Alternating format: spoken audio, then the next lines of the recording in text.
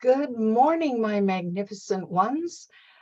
Welcome to Tea with Sue. I'm Sue Paulson, your magnificence mentor, and I'm here today for a special time with Tammi Thomas.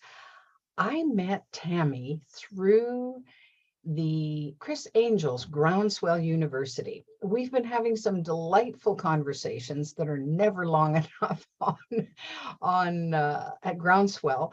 And so I invited her today because she has some cool things to share about what she's up to and how that's all going to look. So fasten your seatbelts, grab your tea.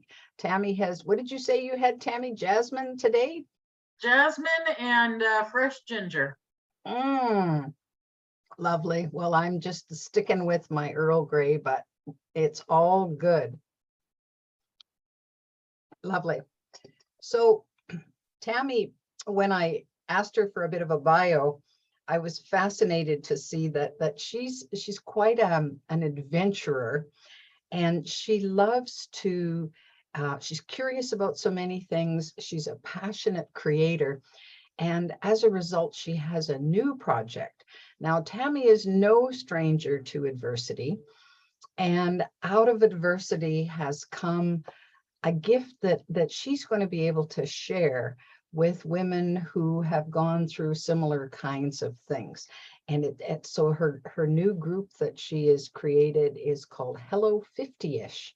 So Tammi, just share with me a little bit about what brought you to this point in your life and the 50ish. I'm always curious about transitions and what we go through as far as changes in our lives. So what happened for you in your 50s? Sure. So when I was 49, I had been married for 25 years, in a relationship for 27.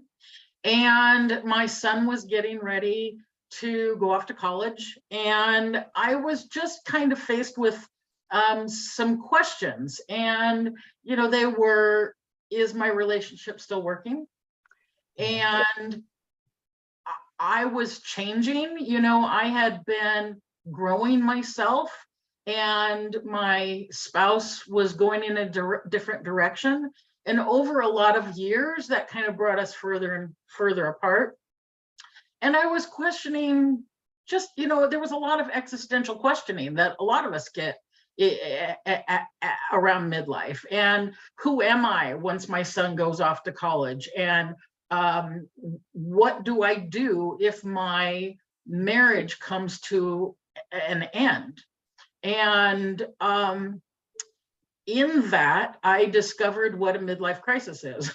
I know a lot of people don't like that terminology anymore, but I actually felt like I was in crisis because I felt like I had a decision to make about my life partner that rocked my world. And it brought up all the fear that a person can have, and questioning what next, and can I do it alone, and just all of those questions that come. And one of the first things I realized is that oftentimes when we're young, we have this sort of blueprint for our lives, right? Like we have an idea of the overall theme of what we want to build. And maybe it is, I want to have, this forever marriage, and I want 6 kids, and I want a career, whatever that looks like.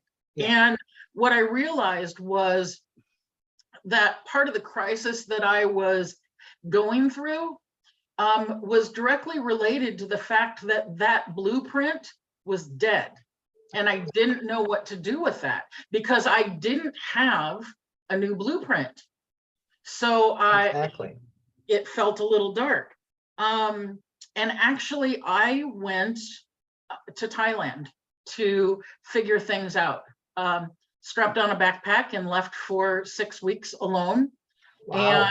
And I had to face some things that were coming up, because one of the other things that one of the other realizations that I had while I was there was that I had spent a lifetime with certain coping mechanisms and tools and safety nets, i.e. my marriage, where I didn't have to deal with certain things, right? I never had to deal and come face to face with loneliness, for instance, because I was married and I could fall back and rely on that. But as I was in Thailand and completely without my support system, completely alone, I had to come face to face with it.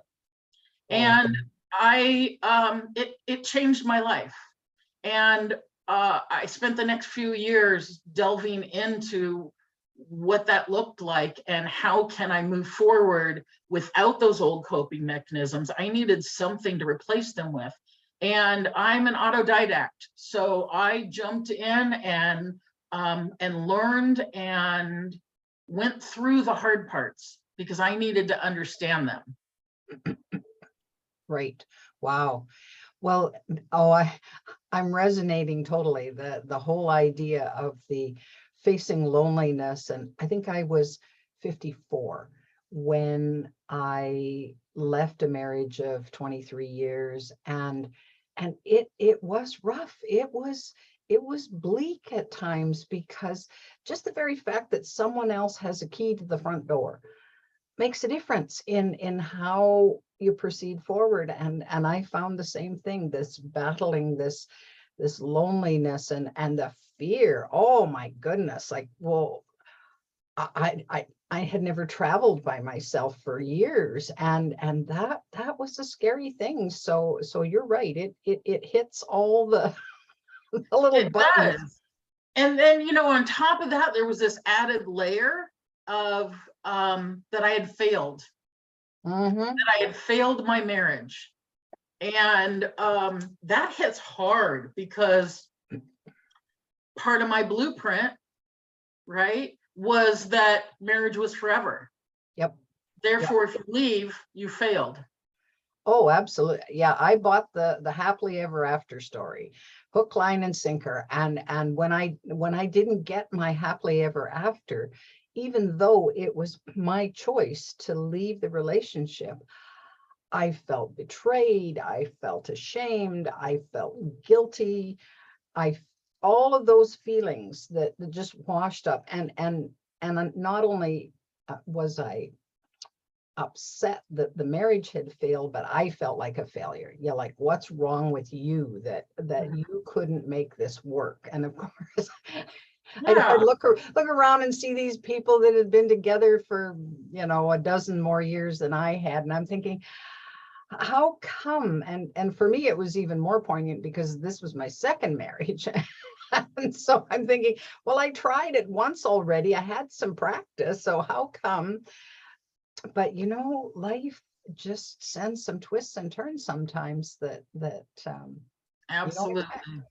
Yeah. And the women that I work alongside, and whether it's the group or coaching one-on-one, their transitions all look different, right? Yes, we're more likely to be divorced in our midlife than any other time, but just empty nest can leave women feeling like they don't understand their identity.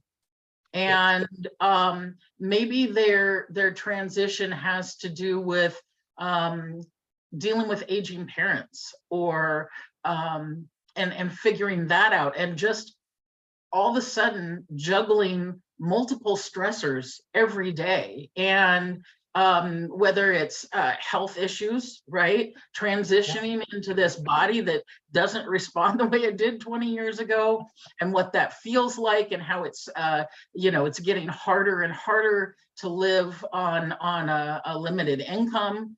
A lot of transitions, and I don't know that there's a magic number for it. 50 certainly isn't, and that's why it's 50-ish.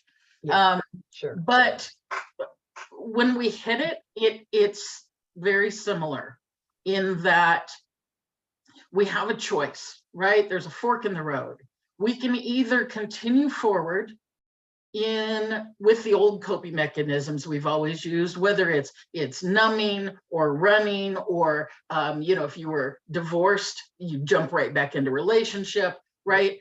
We have that choice to continue our old ways or try something new that feels life affirming and can be an exploration of our own curiosity to find a way to say, yes, I'm facing these things, but I'm going to choose to find a place where I can be optimistic about the future. Even if today I don't feel like it, even if today I'm depressed, I want to believe that there's something else, and I'm going to do the work. I'm going to find the connections, the people that can, lead me along this new path and kind of shine the flashlight on the obstacles that are in my way of what I want. Nice. Absolutely. Well, and when you think about that time, Tammi, did you have the kind of support to work through all of that you felt you would have liked, or was there something missing in that regard?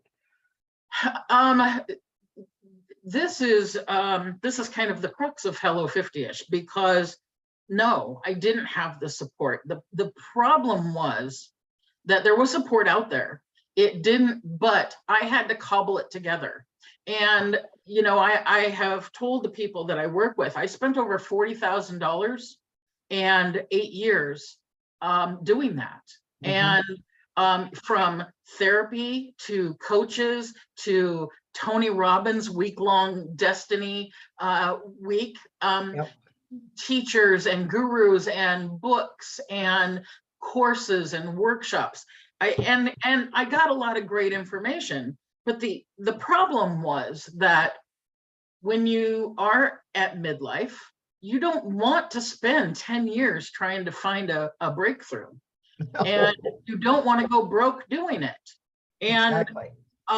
So yeah, Hello 50ish was created based on what I wished I'd had, because while I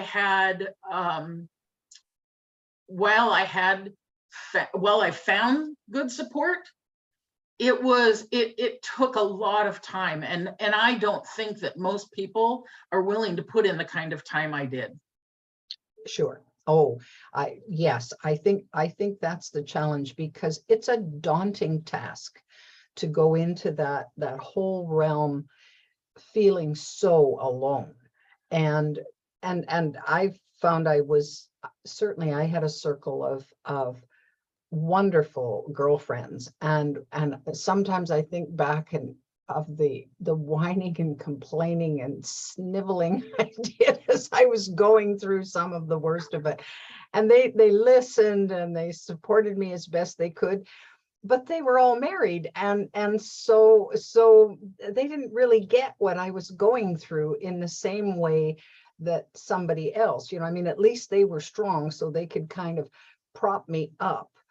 But it's hard. So you're really going through an awful lot, or at least I know I did, and it sounds like you went through a lot of that alone. And it takes a big chunk of fortitude to keep at it and look for that light, doesn't it?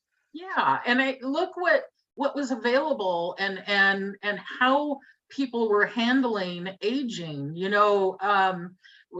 20 years ago, 15 years ago, when I started, questioning things about my life, it was jokes about the Grim Reaper and, death-themed birthday parties. And that, that's fine for a chuckle, but it didn't make me feel good.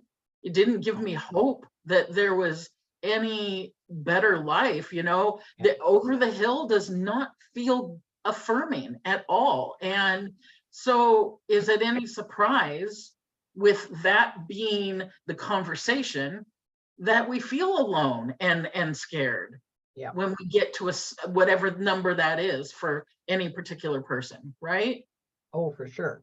Well, and I mean, I look around what's going on in our world now, and there is a huge shift in, women just going gray. Whereas at one time, man, yeah, and you don't want to have gray hair because that labels you. And if you're in any kind of visible capacity, then you're discounted because you're, quotes, too old or whatever. Well, there is a shift, and I've seen it, and I've welcomed it, because I'm thinking, well, you see some of the stars in the acting arena who are still women, who are still vibrant at 80 something, and they're out there, and their wrinkles aren't covered up, and you go, oh, okay, cool. But wow, when I first entertained the idea of dating again after I'd gone through my divorce and had kind of come back around, the first question in my mind was, who's going to want me at this age? And whoa, that was a big question. And I had lots of fears around that until I, put myself out there. But it would have been nice to have had a little support to say, come on, Sue, you can do this. Absolutely. One of the things that I come across a lot in the work that I'm doing is women that don't love their bodies, don't feel like they have value to give.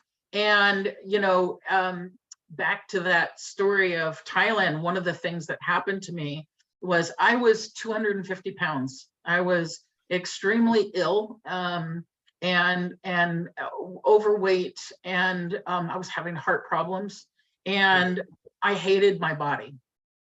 Absolutely. If I hadn't let my husband put his hand on my stomach since I was in my 20s, Wow. because it felt disgusting to me. And I was in Thailand, and I was at a kind of a spa, kind of a yoga spa for a week. And I was in a therapeutic bath by myself and lying there naked. And I looked down, and I was so disgusted with what I saw.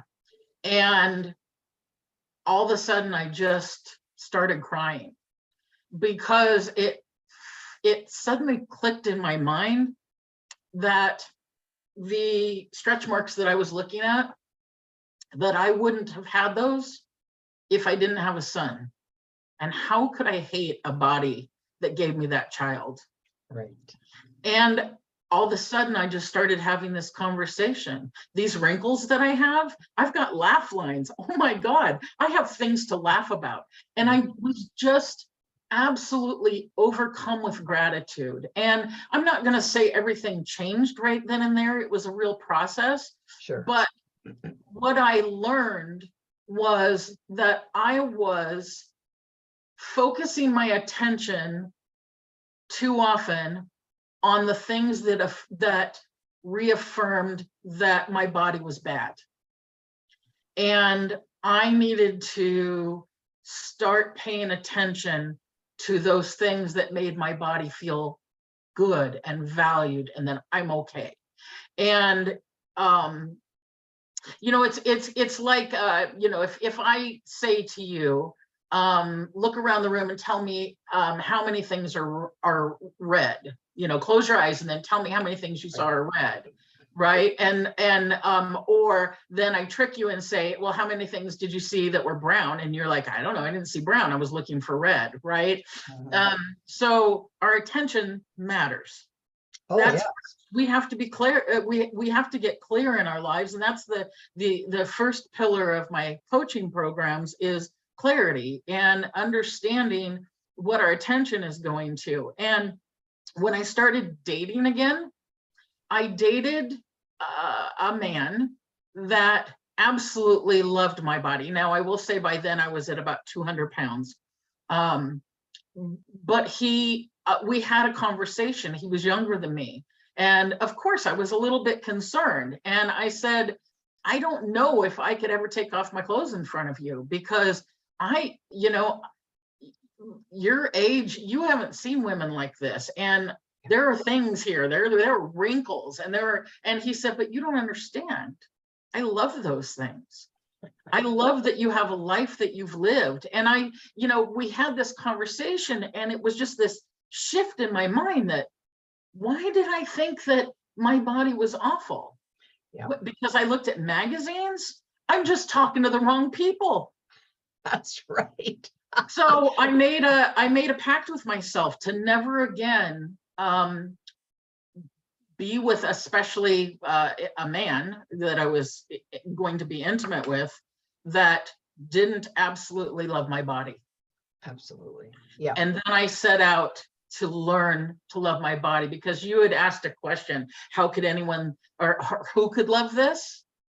I was asking that question too. But what I learned to do as I shifted my mindset was to say, me, I can. Yeah.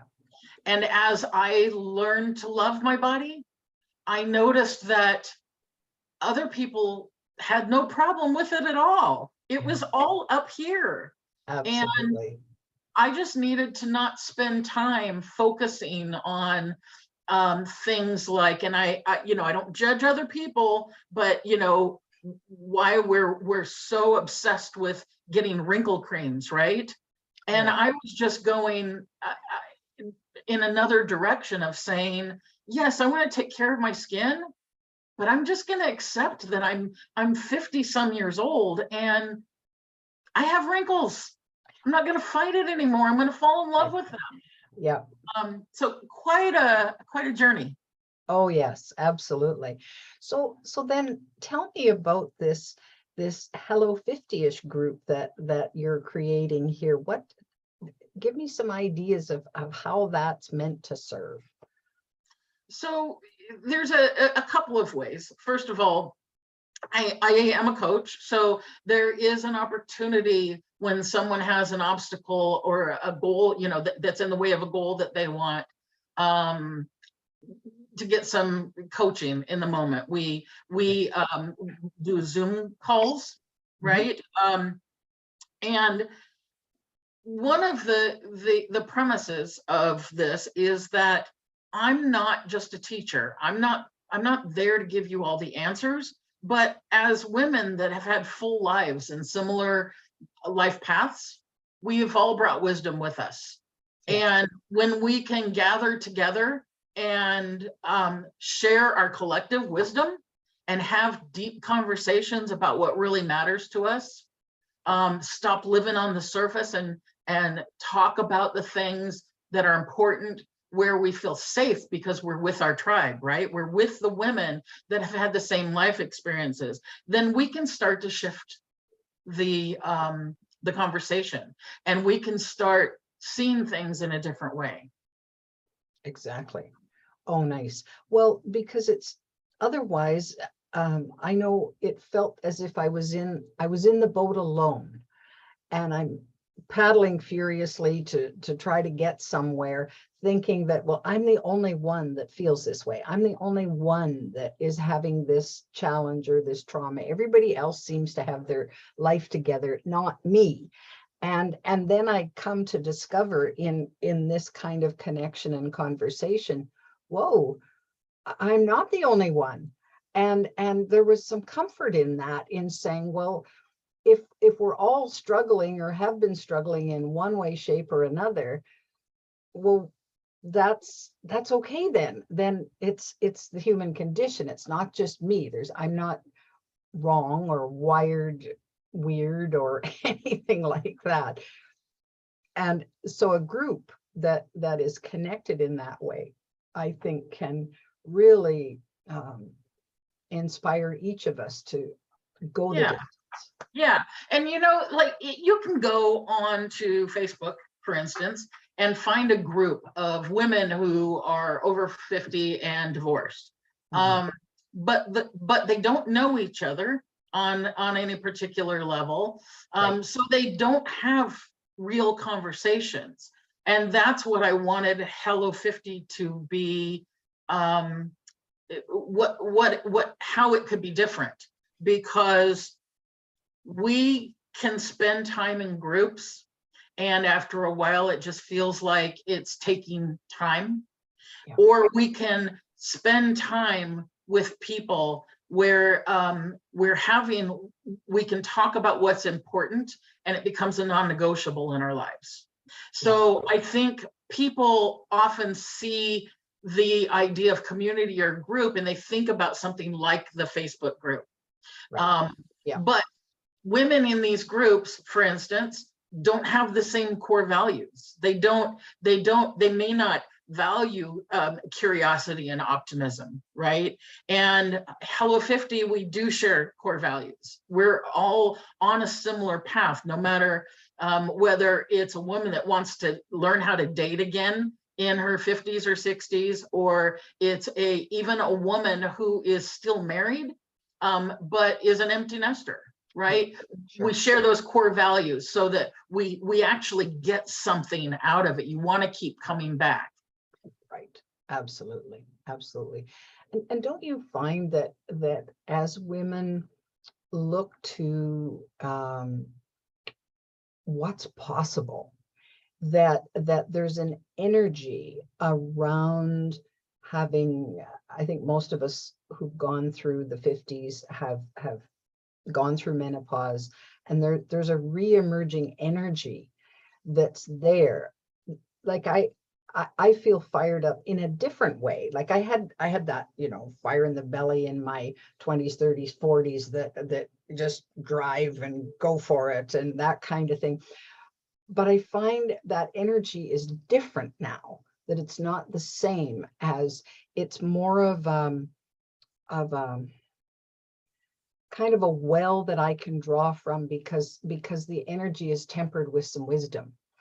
And so then I'm a lot more focused on, wow, look at what life has to offer, and the gifts. So let's talk a little bit about gifts. So what gifts did you find came from going through that dark time where it seemed at times a little impossible to move through? The gifts, gosh, there are so many. I think one was that I can trust myself, learning that I can trust myself. And That's huge. it really is. And I still struggle with it, honestly. I haven't found my North Star. I'm not there, and anyone who is teaching or mentoring or leading that tells you they are, I don't believe it. We all continue to figure it out, and I'm still doing that. But you're right. What makes it worth it are that we can recognize the gifts along the way. Yeah. Right? Because then it feels like it's not for naught. And so that was definitely one of the gifts. The other was that I can really rely on myself, not just trust myself in decisions and things like that, but that I can rely on myself.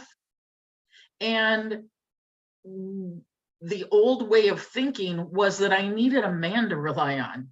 Yeah. And so the gift is really this feeling of empowerment that I have never had. Because, when you talk about, how our young selves compared to our now selves, the young self, I was always looking for my place in the world. Yeah. And now I'm just deciding that I know what it is.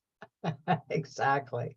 I am empowered, and whether I know today and tomorrow, I might be a totally different person, and I'm okay with that, because I'm empowered now in a different way. Oh, for sure, for sure.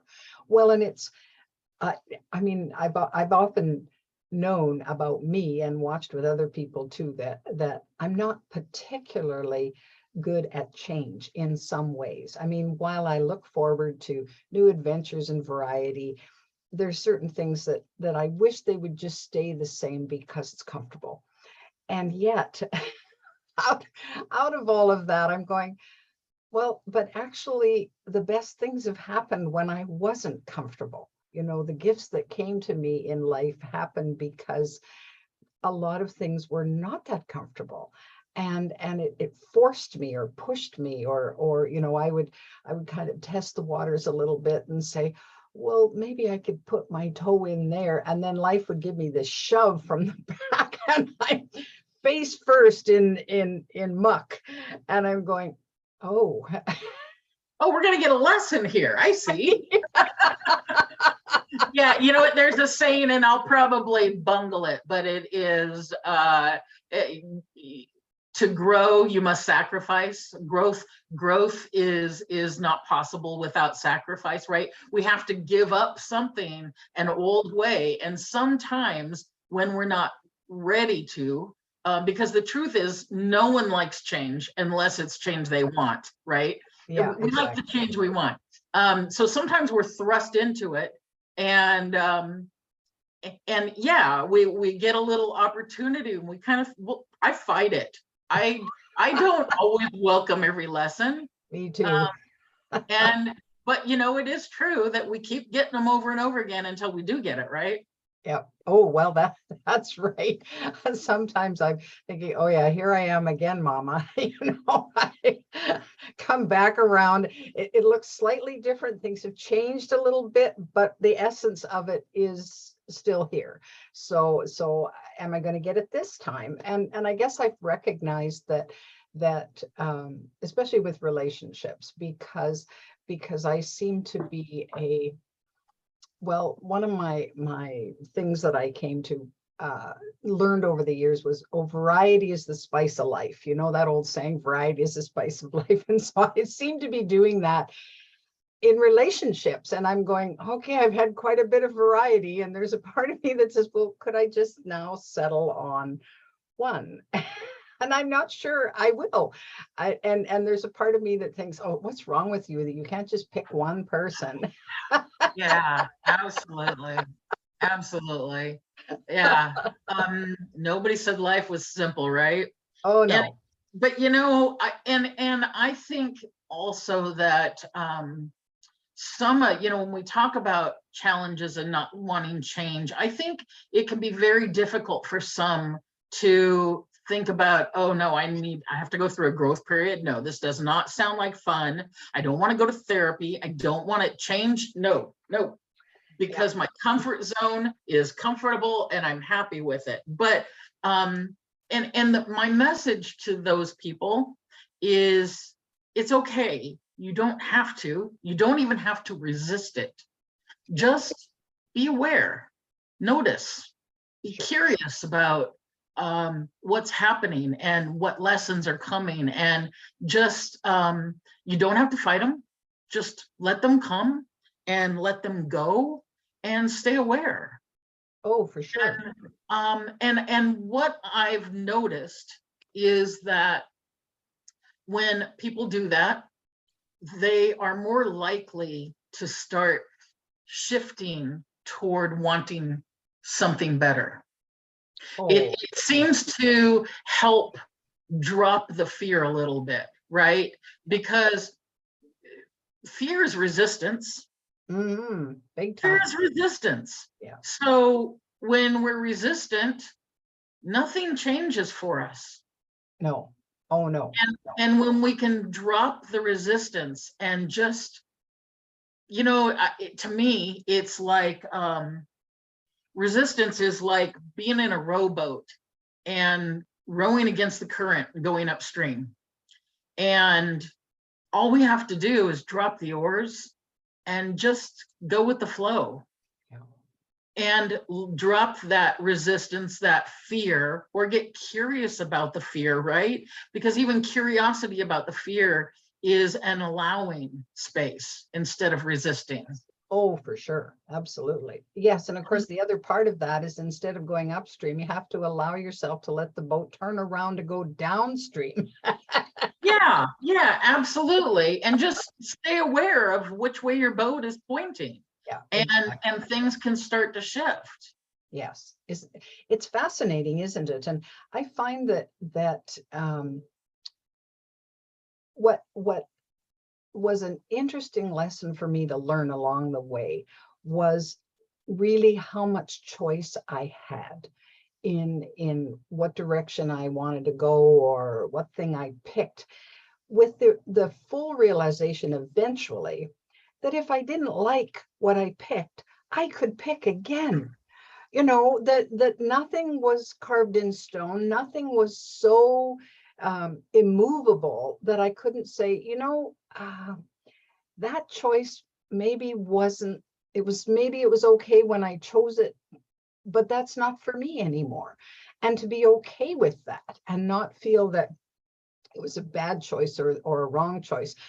My poor dad, who always wanted me to be secure by finding the right husband who would look after me, was somewhat disappointed, and because neither of his daughters were in his mind, were very good pickers.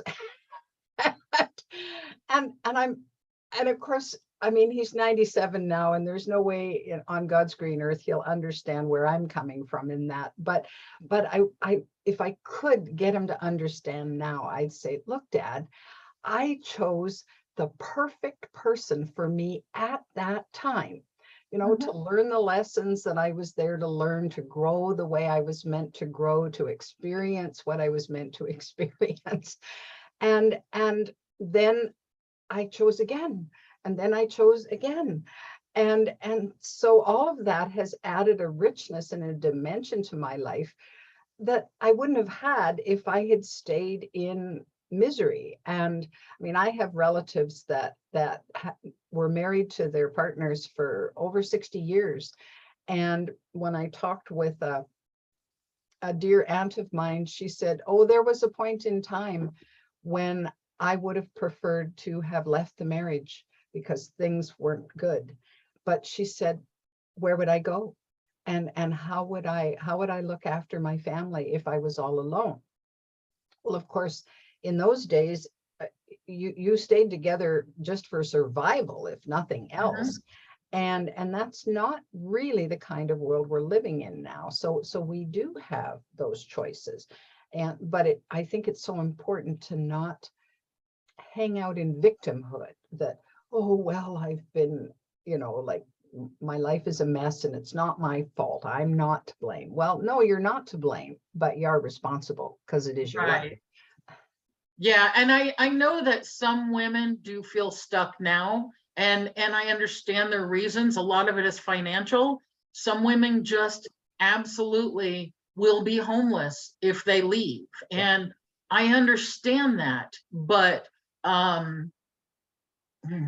it's a tough situation, because the further that you lock that thought into your brain, the harder it gets. And I don't want to say that it's not real, because it is a real issue for some people. Sure.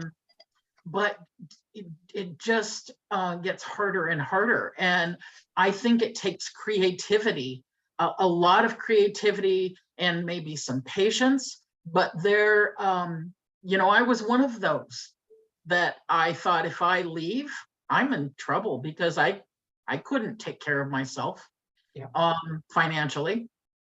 But I got creative and I took my time, and it was difficult, but I had to do something, because I was dying inside the relationship, and it was not healthy at all. And hard choices, really hard choices. Yeah, absolutely. Well, and I think for women to learn that resilience of really how resilient we are. For heaven's sake, we have babies, and that's not a simple, easy, or painless process. Absolutely. And we are resilient. We can get through a lot. But I think, at least for me, I think I turned that resilience into something negative. And it for me, it became this, I was always in survival mode. And I was like, no, I'm a survivor, I'm resilient. So, I can keep putting myself in harm's way. and bounce back. And I don't want to do that anymore. I don't want to just be resilient. And it's funny how, resilience is such a positive thing. It's such a good thing. But Yeah. I was even able in my darkest times to turn that into something negative. Oh, for sure. Oh, and I've been there too, because I bought that story. I bought the kind of the starving artist syndrome that well, the only way you can do what you love to do is you're going to have to starve. And 100%.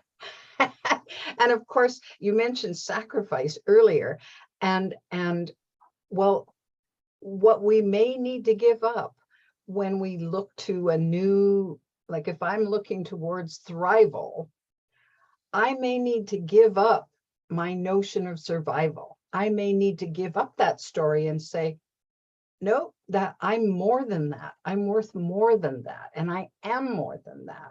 And when we can come to that, I think but it's hard, because those old stories grew from when we were little, and what our parents said and our grandparents said and what the world said about that, and putting us in these little boxes that were small and tight, and you're never going to get out of that box because that's what you're supposed to do. Oh boy.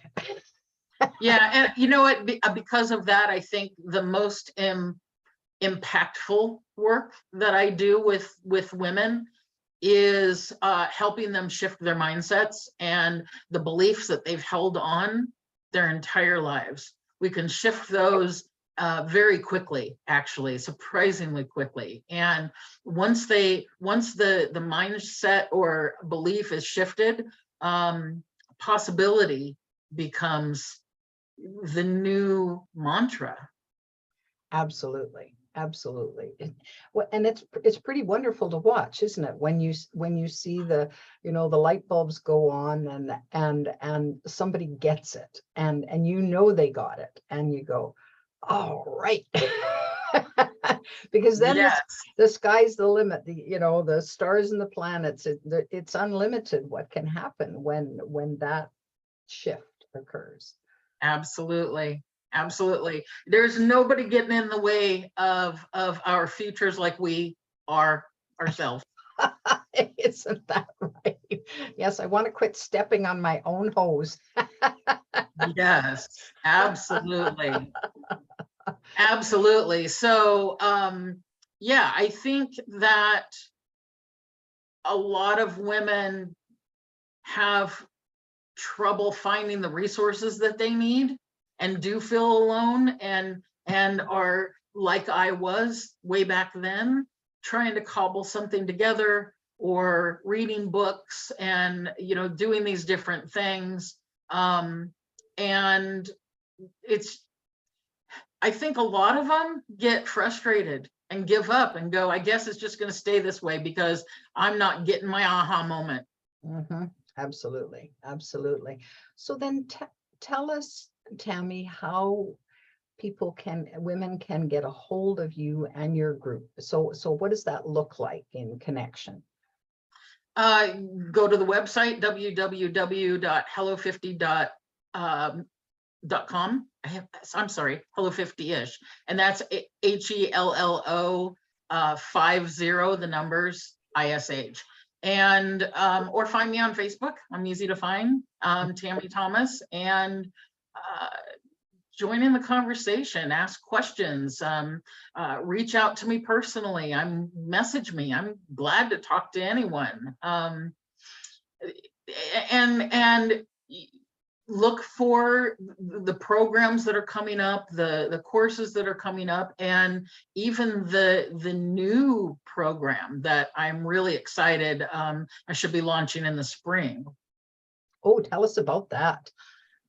So this doesn't even have a name yet. It's in the works, but I want to support women that want to complete intentional travel, whether it's their bucket list or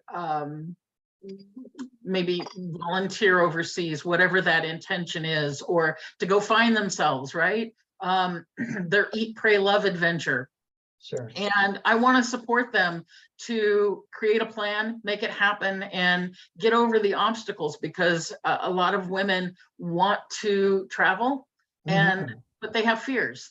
Sure. And Sure. I can help them with that and help them see how they can better connect to themselves. You know, like I said in the beginning, when I went to Thailand, and I've traveled many places in the world, but if I go back to Thailand, I can say, you know, when I talked about loneliness and how I was faced with that, Sure.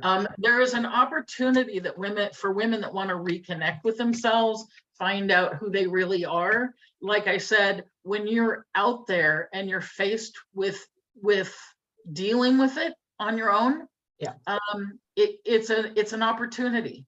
And of course, I also offer to provide coaching and mentoring while they're gone if they need it. But yeah, it's a great way to reconnect with yourself, who you are, what you want. Amazing. So I'm really excited absolutely. about that. Coming Oh, soon. well, something more to look forward to then.